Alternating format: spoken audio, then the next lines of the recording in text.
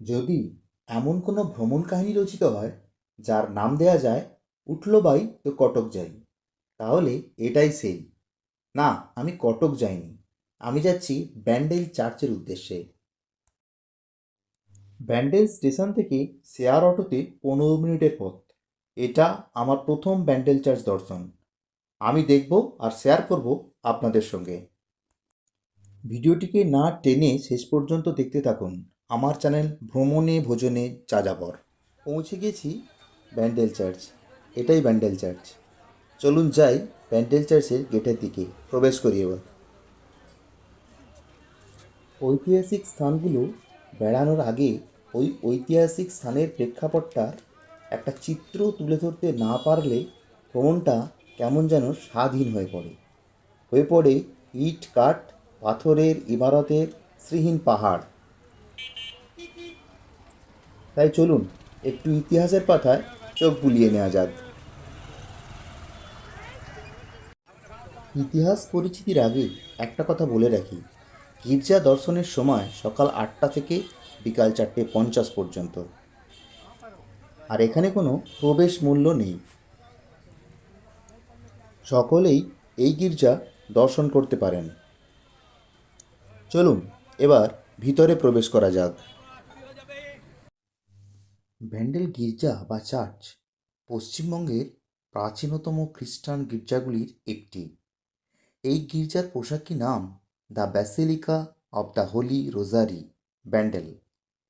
1660 খ্রিস্টাব্দ নাগাদ নির্মিত এই গির্জাটি মেরি মাতার প্রতি উৎসর্গীকৃত। ষোড়শ শতাব্দীর মধ্যভাগ থেকে পর্তুগিজরা ব্যান্ডেল শহরটিকে বন্দর হিসাবে ব্যবহার শুরু করে দেন।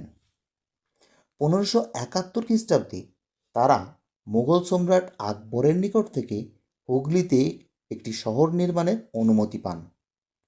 এখানে বসবাস শুরু করলে তাদের পাদ্রীরা স্থানীয় লোকেদের ধর্মান্তরিত করা শুরু করে দেন।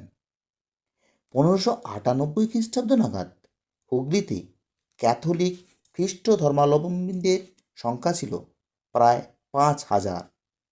এদের মধ্যে যেমন স্থানীয় অধিবাসীরা ছিল, তেমনি ছিল মিশ্র জাতিরও লোক। 1579 খ্রিস্টাব্দে পর্তুগিজেরা হুগলি নদীর তীরে একটি বন্দর ও দুর্গ নির্মাণ করে। অগাস্টিনিয়ান ফ্রেয়ারদের একটি দলের সার্বিক তালিকাভুক্তও করে। এই দলটি হল গোয়ার বৃহত্তম ধর্মীয় সংস্থা। পরের বছর ক্যাপ্টেন পেদ্রো তাভারেস সর্বসমক্ষে ক্যাথলিক ধর্মপ্রচার গির্জা নির্মাণ করার জন্য সম্রাটের অনুমতি লাভ করেন। এরপর 1599 খ্রিস্টাব্দে ব্যান্ডেল চার্চ নির্মিত হয়। 1632 খ্রিস্টাব্দে মোরেরা হুগলি আক্রমণ করলে প্রথম গির্জাটি প্রস্তাবিত হয়। এরপর 1660 খ্রিস্টাব্দে গোমেজ দে সৌতো একটি নূতন গির্জা নির্মাণ করেন। মঠের পূর্বে দ্বারে এখনও পুরনো গির্জার ক্রিস্টোন বা ভিত্তিপ্রস্তরটি এখনও দেখা যায়। গির্জার সম্মুখে একটি জাহাজের মাস্তুল রয়েছে। কথিত আছে বঙ্গোপসাগরে একটি পর্তুগিজ জাহাজ প্রবল ঝড়ের মুখে পড়লে মেরি মাতা জাহাজটিকে রক্ষা করেন।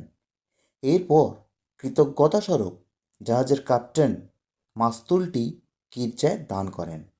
গির্জায় 3টি পূজা বেদি আছে, কয়েকটি সমাধি প্রস্তর রয়েছে, একটি পাইপ অর্গান ও মেরির একটি সিংহাসন রয়েছে। চলুন সেগুলো এবার দেখে নেওয়া যাক।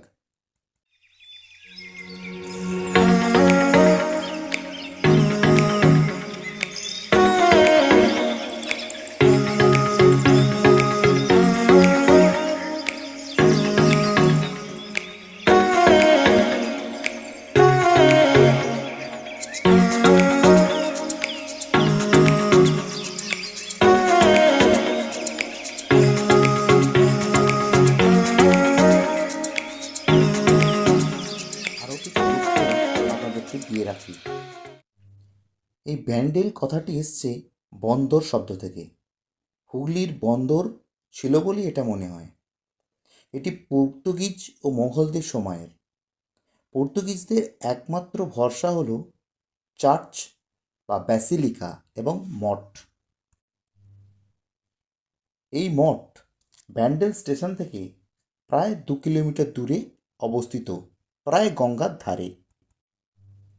আর এই গির্জার মাঝখানে রয়েছে one lady of happy voice এর মূর্তি। গির্জার 3টি বেদি, একটি ছোট অঙ্গ, কয়েকটি সমাধি পাথর রয়েছে, এটা তো আগেই বলেছি।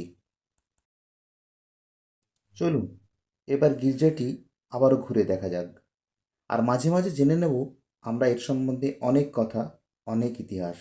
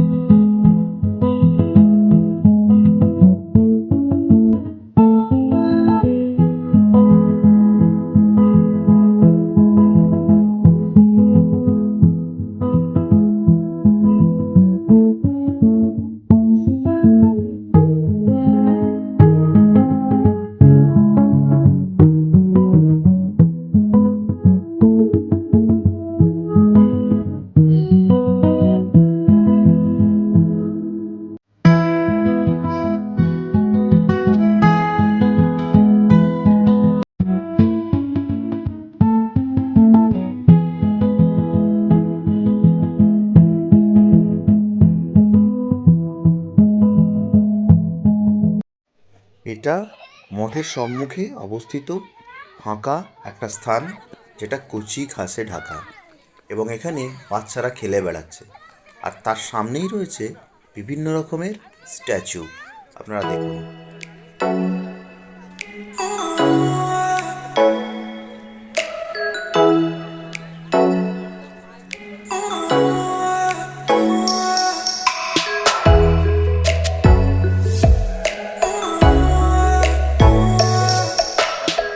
এবার গির্জার মধ্যে প্রবেশ করা যাক।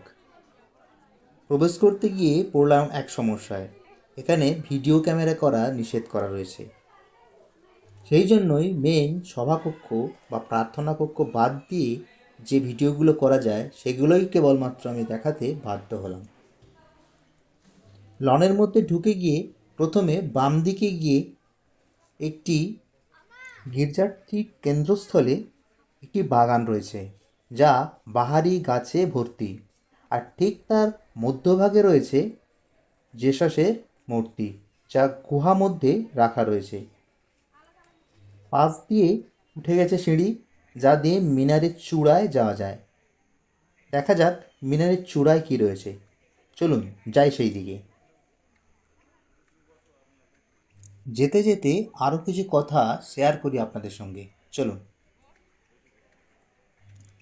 1628 সালে যুবরাজ খুরম সম্রাট শাহজাহানের নাম নিয়ে মুঘল সম্রাটের সিংহাসনে আরোহণ করেন, এবং 1632 খ্রিস্টাব্দে তার নির্দেশে মুঘল সৈন্য হুগলি আক্রমণ করে। প্রায় 3.5 মাসব্যাপী যুদ্ধের পর পর্তুগিজরা মুঘলদের কাছে পরাজিত হয় ও হুগলি থেকে বিতাড়িত হয়। বহু পর্তুগিজ বণিক জাহাজে করে পালাবার সময় হুগলি নদীতে ডুবে মারা যায়। খুব অল্প সংখ্যক হুগলি ছেড়ে পালাতে সক্ষম হয়। 4400 জন পর্তুগিজকে বন্দি করে আগ্রা নিয়ে যাওয়া হয়। এরপর আগ্রাতেই সেই আশ্চর্য ঘটনাটি ঘটে। পর্তুগিজ বন্দীদের মধ্যে ছিলেন পাদ্রি জোয়াও দা ক্রুজ। তাকে ফেলে দেওয়া হয় এক উন্মত্ত হাতির সামনে, কিন্তু আশ্চর্যজনকভাবে হাতিটি তার কোনো ক্ষতি করার বদলে শান্ত হয়ে তাকে পিঠে তুলে বসায়। এ ঘটনায় আশ্চর্য হয়ে সম্রাট শাহজাহান বিপুল অর্থ, ক্ষমতা এবং 777 বিঘা জমি দান করে পর্তুগিজদের পুনরায় হুগলিতে প্রতিষ্ঠিত করেন। 1633 সালে পর্তুগিজরা ফের হুগলিতে ফিরে আসে এবং 1632 সালের যুদ্ধের ধ্বংসপ্রাপ্ত হুগলি শহরের উত্তরে বর্ধমান ব্যান্ডেল এক শহর স্থাপন করে। 1632 সালের যুদ্ধে পর্তুগিজ গির্জাটি ধ্বংসপ্রাপ্ত হয়েছিল। 1640 থেকে 1660 সালের মধ্যে কোনো এক সময়ে পর্তুগিজরা বর্ধমান ব্যান্ডেল গির্জাটির স্থানে চার্চটি পুনর্নির্মাণ করে। নূতন করে বানানোর সময় 1632 সালের দুষ্কৃতি মুছে ফেলার জন্যই যেন গির্জাটির স্থাপনকাল উল্লেখ করা হয় 1599, যা কিনা আসলে পুরনো গির্জাটির স্থাপনকাল। এরপরেও একাধিকবার গির্জাটি ব্যাপকভাবে ক্ষয়ক্ষতির সম্মুখীন হয়েছে। 1756 সালে কলকাতায় ইংরেজদের পুরনো ফোর্ট ধ্বংস করে মুর্শিদাবাদে ফেরার পথে বাংলার নবাব সিরাজউদ্দৌলা ব্যান্ডেলের গির্জা সংলগ্ন পর্তুগিজ নগরীতে লুটতরাজ চালান। গির্জাটি সেভাবে ক্ষতিগ্রস্ত না হলেও গির্জার যাবতীয় নথিপত্র আগুনে নষ্ট হয়ে যায়। এর ঠিক পরের বছরই অর্থাৎ 1757 সালে ইংরেজরা সিরাজের বিরুদ্ধে যুদ্ধযাত্রা করলে ব্যান্ডেল চার্চ পরিণত হয় ইংরেজদের সামরিক শিবিরে। এরপর আবারও 1897 সালে ভয়াবহ ভূমিকম্পে গির্জার দক্ষিণ দিকের প্রবেশদ্বারের সামনে অবস্থিত মিনারটি ধ্বংসস্তূপে পরিণত হয়।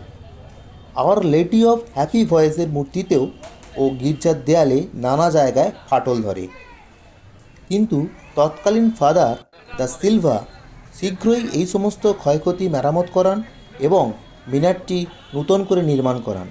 1910 সালে আরও একটি গুরুত্বপূর্ণ সংস্কারের পর গির্জার সামনে একটি ঝোলানো বারান্দা তৈরি করা হয় এবং আওয়ার লেডি অফ হ্যাপি ভয়েসের মূর্তিকে দোতলার বারান্দায় স্থানান্তরিত করা হয়। আপনাদের সঙ্গে কথা বলতে বলতে আমি বেরিয়ে এসেছি গির্জার মধ্যে হতে। আজকের মতো বিদায় ব্যাসিলিকা অব দ্য হোলি রোজারি, বিদায় ব্যান্ডেল চার্চ। আপনারা যারা আমার ভিডিও দেখছেন প্লিজ লাইক করুন, সাবস্ক্রাইব করুন আর অনেক অনেক বেশি করে শেয়ার করুন। আমার নূতন ভ্রমণমূলক চ্যানেল ভ্রমণে ভোজনে যাযাবরকে এগিয়ে নিয়ে যেতে ভালোবাসাযুক্ত অনুপ্রেরণা যোগান এবং সাবস্ক্রাইব করুন।